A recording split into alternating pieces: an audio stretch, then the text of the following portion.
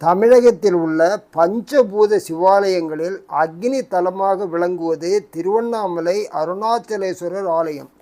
திருவண்ணாமலையை நினைத்தாலே முக்தி தரும் என்பது சைவர்களின் நம்பிக்கையாகும்.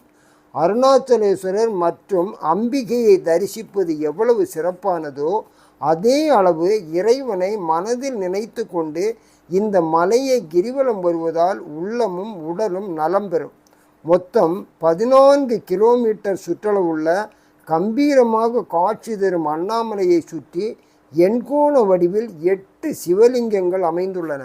அவை இந்திரலிங்கம், அக்னிலிங்கம், யமலிங்கம், நெருதிலிங்கம், வருணலிங்கம், வாயுலிங்கம், குபேரலிங்கம், ஈசான்யலிங்கம். ஒவ்வொரு லிங்கத்திற்கும் ஒரு சிறப்பு அம்சம் உண்டு.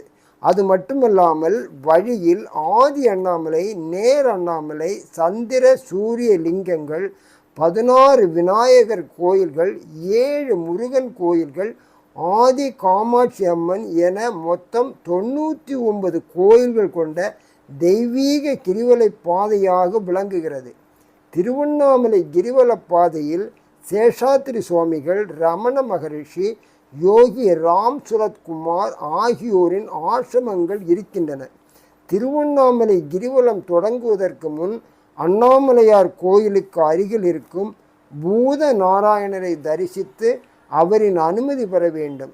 பூத நாராயணர் தான் திருவண்ணாமலையின் காவல் தெய்வமாகும். அவரை வணங்கிய பின் வழியில் உள்ள இரட்டை பிள்ளையாரை வணங்க வேண்டும். அதன்பின் ஆலயம் சென்று அண்ணாமலையாரையும் உண்ணாமுலை அம்பிகையையும் தரிசனம் செய்ய வேண்டும். அதன்பின் கோயில் ராஜகோபுரத்தை வணங்கி மலையை வலம் வர தொடங்க வேண்டும். இப்படித்தான் கிரிவலம் தொடங்க வேண்டும் என்பது நியதி. கிரிவலம் செல்ல அனைத்து நாட்களும் உகந்த தினம் என்றாலும் ஒவ்வொரு மாதமும் வரும் பௌர்ணமி தினமன்று கிரிவலம் மேற்கொள்வது அனைத்தையும் விட சிறப்பானது. கிரிவலம் வரும் வழியில் 3வது லிங்கம் யமலிங்கமாகும். இந்த லிங்கம் தெற்கு திசையை நோக்கி உள்ளது. யம தர்மரால் நிறுவப்பட்ட லிங்கம் என கூறப்படுகிறது. இது செவ்வாய் கிரகத்திற்கு உட்பட்ட லிங்கமாகும். யமராஜன் அங்க பிரதட்சணமாக கிரிவலம் சென்று சிவனை வழிபட்டார். அவர் கிரிவலம் நிறைவு செய்த இடத்தில் தாமரை மலர்ந்தது. அதிலிருந்து ஜோதிமயமான ஒரு லிங்கம் தோன்றியது. அதுவே யமலிங்கம் என்று வரலாறு தெரிவிக்கிறது. இங்கு மனமுருகி பிரார்த்தனை செய்தால் பொருளாதார கஷ்டங்கள் நிவர்த்தியாகும், சகோதரர்களின் உறவு நீடிக்கும். கிரிவலம் வரும் வழியில் 4வதாக உள்ள லிங்கம் நிருதிலிங்கம். இதன் திசை தென்கிழக்காகும். இதனுடைய கிரகம் ராகுவாகும். பூதங்களின் ராஜாவால் இந்த லிங்கம் நிறுவப்பட்டது. சோன தீர்த்தத்துக்கு அருகே நிருதிலிங்கம் அமைந்துள்ளது. ஹரியை நிருதீஸ்வரர் வந்து வழிபடுவதை வழக்கமாக கொண்டிருந்தார். அப்போது கிரிவல பாதையின் தென்மேற்கு திசையில் ஒரு குழந்தையின் அருகுலரும் பெண்ணின் சலங்கை ஒலியும் கேட்டது. அந்த இடத்தை நோக்கி நிருதீஸ்வரர் வந்தார். அவர் எதிரில் பிரதிரூப லிங்கம் தோன்றியது. அதுதான் நிருதிலிங்கம். இங்கு வழிபாடு செய்தால் குழந்தை பாக்கியம், சுகவாழ்வு கிடைக்கும். கிரிவல பாதையில் உள்ள ஒரு சித்தருடைய இருப்பிடம் மௌன சுவாமிகள் திருமடம். ஸ்ரீ மௌன சுவாமி பீடத்தை தரிசித்தல். மௌன சுவாமி யாரிடமும் எதுவும் பேசுவது இல்லை. விபூதி சித்தர் என்றும் மௌன சித்தர் என்றும் அழைக்கப்படுகிறார். 5 வருடங்களுக்கு மேலாக இவர் தூங்காமல் தியான நிலையில் இருப்பதாக சொல்லப்படுகிறது. காலையில் ஒரு முறையும் மாலையில் ஒரு முறையும் பக்தர்களுக்கு ஆசி வழங்குகிறார். தினமும் காலையில் ஒரு முறை அண்ணாமலையாருக்கு பூஜை செய்கிறார்.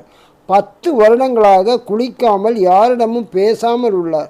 பல கோடிக்கணக்கான மந்திரங்கள் சொன்னதால் இவருடைய நாக்கு உள்பக்கமாக மடங்கி பேச்சு நின்று விட்டதாக சொல்லப்படுகிறது. சூரியலிங்கம். 5 பூதங்களில் முக்கியமான நெருப்பின் வடிவமானவர் சூரிய பகவான். நவக்கிரகங்களின் தலைவர் சூரிய பகவான். 7 சூரிய கதிர்கள் நம் உடலில் 7 சக்கரங்களாக இருக்கிறது. சூரிய பகவானுடைய கதிர்கள் 7. வண்ணங்களின் எண்ணிக்கை 7. வாரத்தின் நாட்கள் 7. 7 குதிரைகள் கட்டப்பட்டுள்ள தேரில் சூரிய பகவான் வலம் வருவதாக நாம் கருதுகிறோம். உயிர்கள் தோன்றுவதற்கும் உணவு தானியங்கள் உற்பத்தியாவதற்கும் மிக முக்கியமாக தேவைப்படுவது சூரிய பகவானிடமிருந்து கிடைக்கக்கூடிய வெப்ப ஆற்றல் ஆகும். ஒவ்வொரு நாளும் உலகுக்கு வெளிச்சத்தையும் ஆற்றலையும் கொடுக்கக்கூடிய தங்க உருண்டை என்று சொல்லலாம்.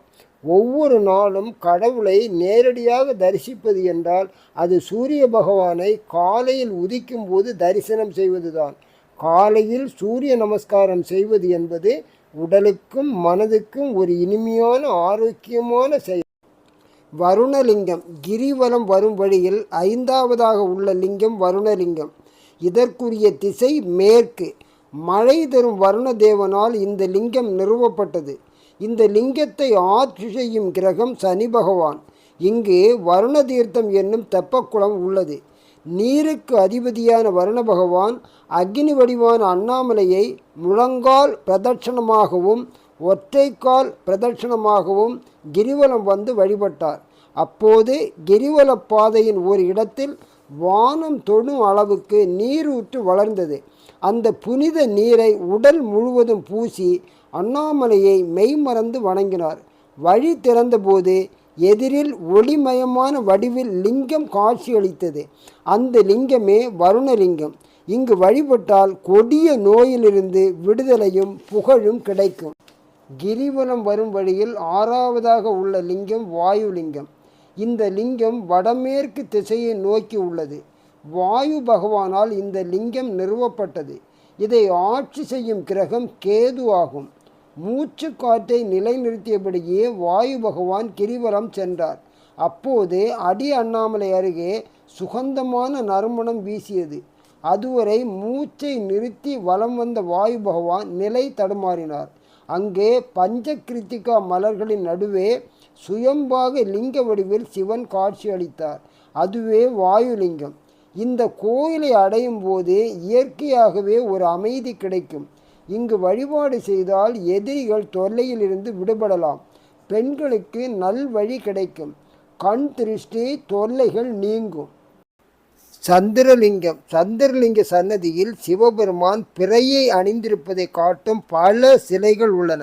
சிவபெருமான் சந்திரசேகரர் என்றும் அழைக்கப்படுகிறார். இது சந்திரனை அணிந்தவர் என்பதை குறிக்கிறது. சந்திரன் கடலின் மகனாக கருதப்படுகிறார். ஏனெனில் அவர் கடலில் இருந்து வெளிப்பட்ட 14 ரத்தினங்களில் ஒருவராக கருதப்படுகிறார். சந்திரன் ஒரு அன்பான கடவுள். குழந்தைகள் மற்றும் பெரியவர்களுக்கு மகிழ்ச்சி அளிக்கிறார். முனிவர்களும் பக்தர்களும் சந்திரனில் தேவியை அழைக்கின்றனர். சந்திரனுக்கு 2 நிலைகள் உள்ளன. ஒன்று அமாவாசை நாள் முதல் பௌர்ணமி நாள் வரை, அதாவது நிலவின் வளர்பிறை காலம். இந்த காலகட்டத்தில் புதிய முயற்சிகளை மேற்கொள்வதும் செயல்பாடுகளை கொண்டாடுவதும் சிறப்பானதாக கருதப்படுகிறது. மாறாக பௌர்ணமி முதல் அமாவாசை வரையிலான காலகட்டம் சந்திரன் குறையும் காலம் என்பதால் புதிய முயற்சிகள் மற்றும் தொழில்களை மேற்கொள்வதை தவிர்ப்பது சிறந்ததாக கருதப்படுகிறது. குபேரலிங்கம். கிரிவலம் வரும் வழியில் 7வதாக உள்ள லிங்கம் குபேரலிங்கம். வட திசை நோக்கியுள்ள இந்த லிங்கம் குருவை ஆட்சி கிரகணமாக கொண்டுள்ளது. செல்வத்தை வழங்கும் குபேர தெய்வத்தினால் இந்த லிங்கம் நிறுவப்பட்டுள்ளது. எல்லா செல்வங்களுக்கும் அதிபதியானவர் குபேரன்.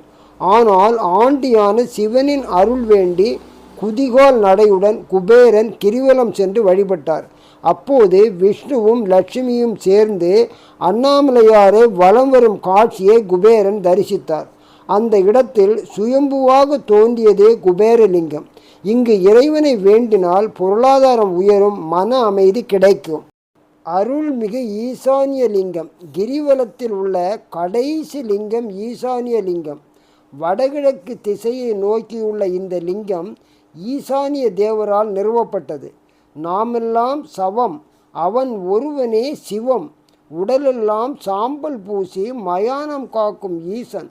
நிலையற்ற வாழ்வை உணர்த்தும் லிங்கமே ஈசானிய லிங்கம். கண்களை மூடியபடி ருத்திர முனிவர் கிரிவலம் சென்றார். அப்போது ஈசானிய மூலையில் ஒருவரின் அழுகுரல் கேட்டது. அங்கு சென்றபோது சுயம்பு லிங்கமாக காட்சியளித்தது. கிரிவலப்பாதையின் கடைசி லிங்கம் இது. இங்கு வழிபாடு செய்தால் மனம் ஒரு நிலை அடையும்.